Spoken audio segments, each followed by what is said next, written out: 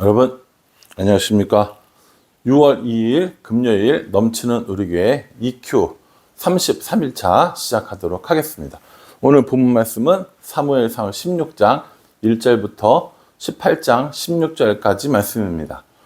우리가 어저께 살펴본 본문이 8, 9, 10장 그 사울이 왕이 되는 모습입니다. 11장부터는 사울이 이제 왕의 일들을 어떻게 수행해 나갔는가가 나오거든요. 근데 그 특별히 13장과 15장에 두 번의 큰 전투를 벌입니다.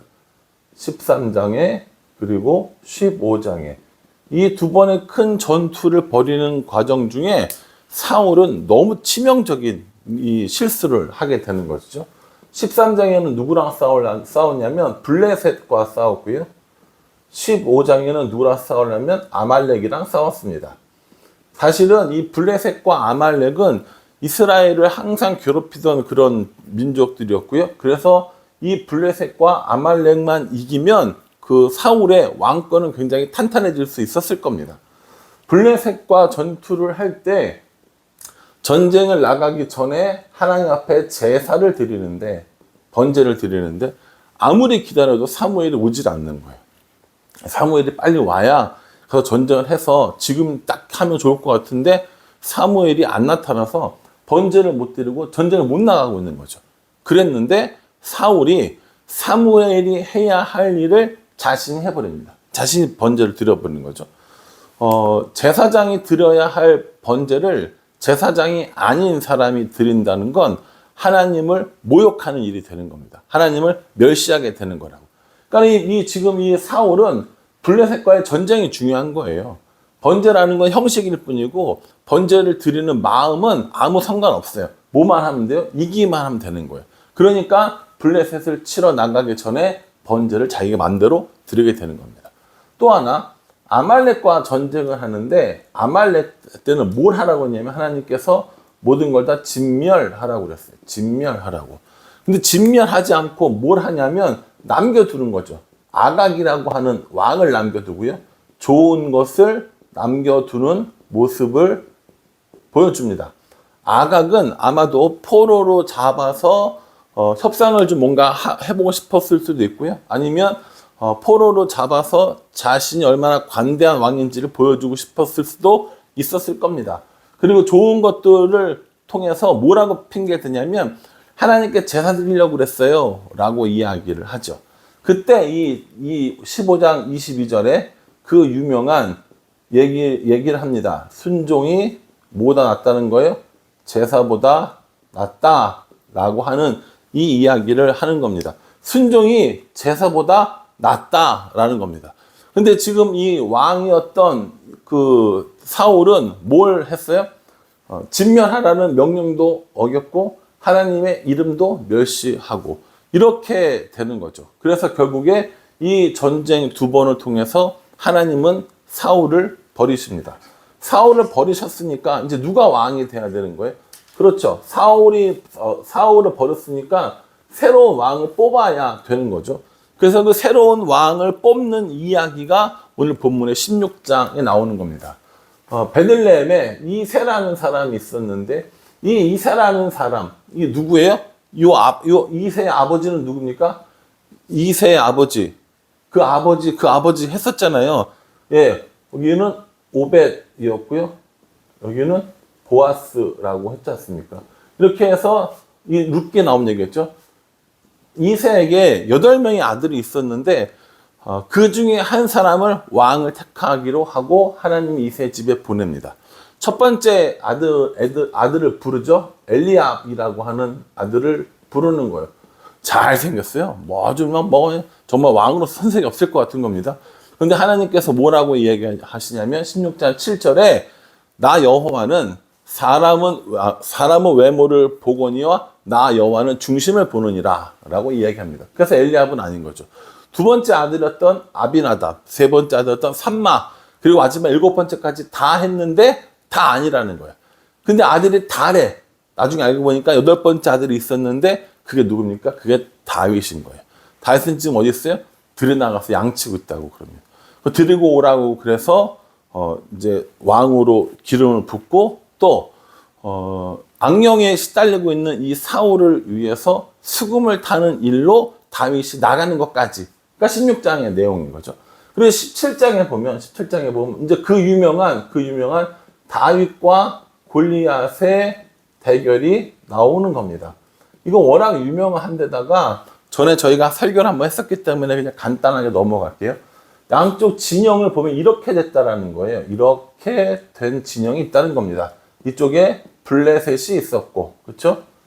이쪽에 이스라엘이 있었고, 여기에 엄청 키가 큰 골리앗이 내려와가지고 맨날 욕하는 거예요. 며칠 동안? 40일 동안.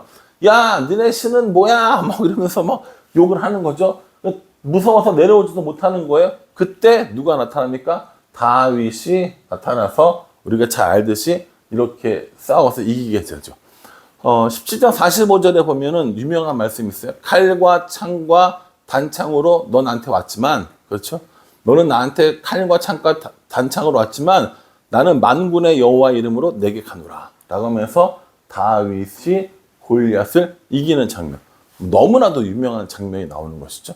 그래서 이 다윗 지금도 작은 사람, 큰 사람, 작은 세력, 큰 세력, 이길 수 없는 이런 골리앗을 그런 상황을 얘기할 때 다윗이 골리앗과의 싸움이다라고 이야기를 하는 겁니다. 어쨌든 이 전쟁에서 승리를 하고 나니까 이제 18장에 뭐가 나오는 거예요? 그 유명한 천천히요 만만이로다가 나오는 겁니다. 예.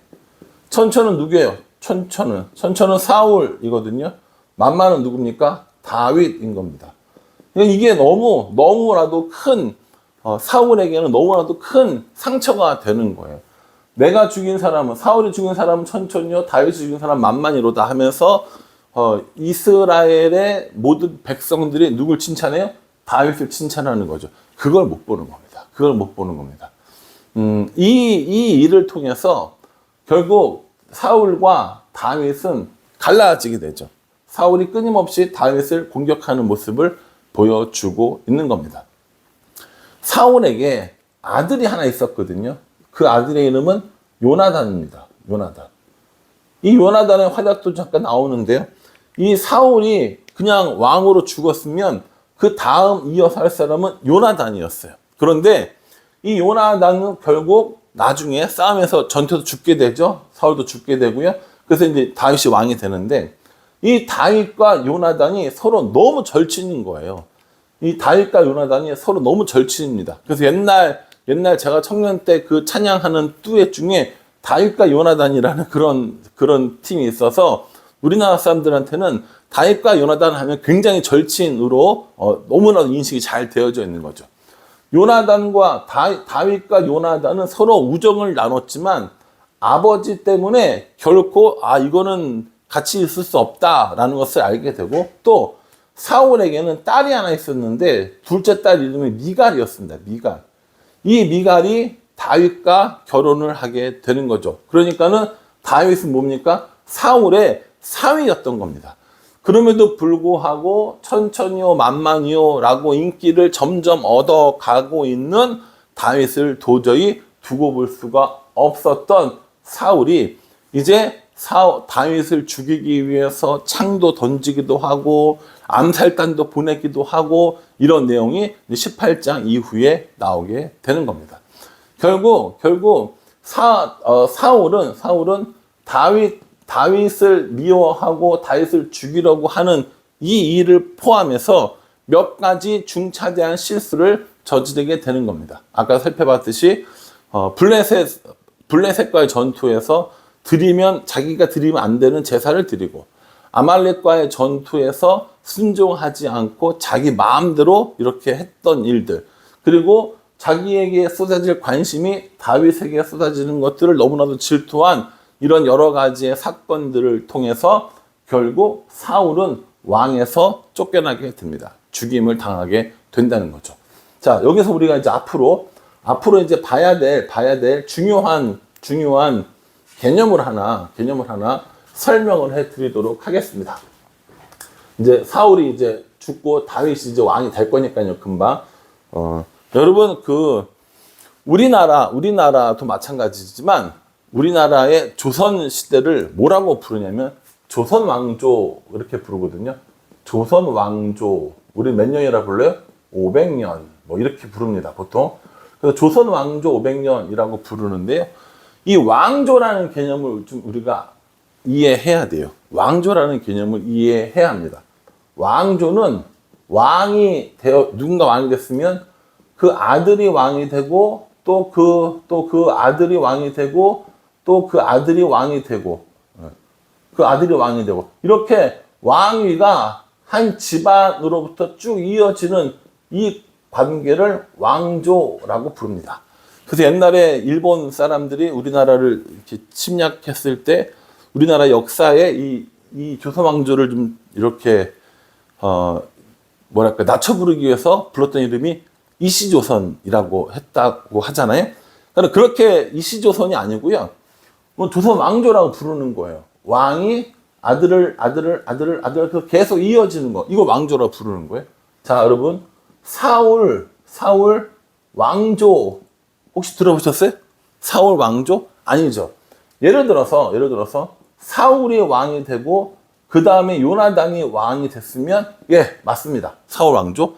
근데 요나단이 왕이 되지 않았잖아요. 그러니까 사울 왕조가 아니라는 겁니다. 그럼 여러분 다윗 왕조라는 말을 들어보셨어요? 다윗 왕조? 예, 다윗 왕조 들어보셨죠? 다윗이 왕을 하고 그 다음에 누가 왕을 합니까? 솔로몬이 왕을 하고 그리고 그 다음에 쭉 이어지는 거예요. 이어지는 겁니다. 이게 뭐예요? 이게 다윗 왕조입니다. 첫 번째 왕은 사울이었지만 다윗이 왕조를 이루었고 이 다윗 왕조가 어떻게 진행되어지는가의 과정을 보여주는 게 사무엘 상하 그리고 열왕기 상하 그리고 같은 시대를 이야기하고 있는 역대 상하가 되는 겁니다. 여러분들 이제부터 뭘 중요하게 생각해야 된다고요?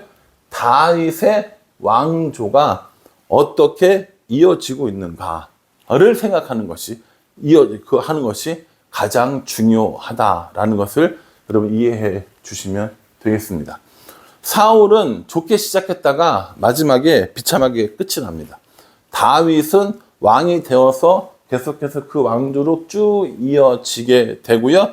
마지막에는 누가 됩니까? 예수님께서 왕으로 오시는 것까지 이루어지는 거죠. 그래서 아브라함과 다윗의 자손 예수 그리스도의 세계라, 족보라 이렇게 나오는 거란 말이에요.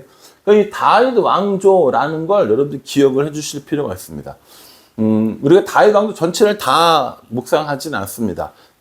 사울 했고요. 이제 다윗과 이제 솔로몬에 관한 것들만 하고 이제 어떻게 멸망됐는가를 해서 그 중간에는 이제 빼먹는데 중간 부분 제가 나중에 한번 정리할 시간이 있을 겁니다. 어쨌거나 우리가 기억해야 될 건 뭡니까? 다윗을 통해서 어떻게 그 왕조가 이어져 가고 있는가. 그게 사무엘상하, 열왕기상하, 역대상하라는 걸 이해하시면 되고요. 구약 성경에서 아마 제일 어려운 부분이 이 부분이 되지 않을까라고 생각합니다. 여러분 오늘 이 말씀을 통해서 어떤 것들을 묵상하셨는지 궁금합니다. 저는 이 말씀 앞에 있는 말씀이긴 하지만 사울이 이렇게 왕을 실패하게 된 이유 중에 하나가 뭐냐면 순종이 제사보다 낫다라는 이거였거든요. 순종이 제사보다 낫다. 목적이 중요한 것보다 하나님의 말씀을 지키는 것이 더 낫다라는 것으로 전 이해가 됐는데 생각해보면 저는 목적을 이루기 위해서 하나님 말씀을 좀 변형시키거나 혹은 눈 감아 버리거나 하려고 한 적은 있지 않았나라는 생각을 해보게 되었습니다. 그래서 나의 목적을 이루기 위해서 하나님의 말씀을 어기는 것, 이건 하나님이 기뻐하시는 것이 아니다라는 생각을 하면서 혹시 천천히 가고 돌아가고 혹은 뭐 그게 눈에 보이는 성공이 아닐지라도 하나님 말씀에 순종하는 것이 훨씬 더 중요하구나 라는 생각을 해보게 되었습니다. 여러분들 어떠십니까? 저와 다른 부분을 묵상하셔도 괜찮고요. 여러분들에게 주시는 그 말씀을 통하여서 하나님의 인도하심을 받는 오늘 하루가 될 수 있기를 주님의 이름으로 축복합니다. 기도하겠습니다. 하나님, 사울이 버림받고 다윗이 왕으로 세워집니다. 사울은 드리지 말아야 할 제사를 드리며 하나님을 멸시하였고 제사라는 타이틀로 순종하지 않았습니다. 사울의 모습 가운데 저의 모습을 찾아보게 되었고 저도 사울과 별반 다른 바 없다는 생각을 하게 됩니다. 그러니 하나님, 마음속에 있는 순종하지 못하는 생각들, 또 마음속에 있는 조급한 마음들, 그리고 마음속에 있는 다른 사람들을 향한 질투와 시기들을 다 제하여 주시고 하나님 바라보는 삶을 살아갈 수 있도록 저를, 또 우리를, 우리 교회를 인도하여 주시옵소서. 예수님의 이름으로 기도합니다. 아멘. 예, 여러분 성경의 큰 그림 전체를 한번 본다고 생각하시고 오늘도 즐거운 마음으로 묵상해 주시기를 부탁드리겠습니다. 저녁 때 뵙도록 하겠습니다. 감사합니다.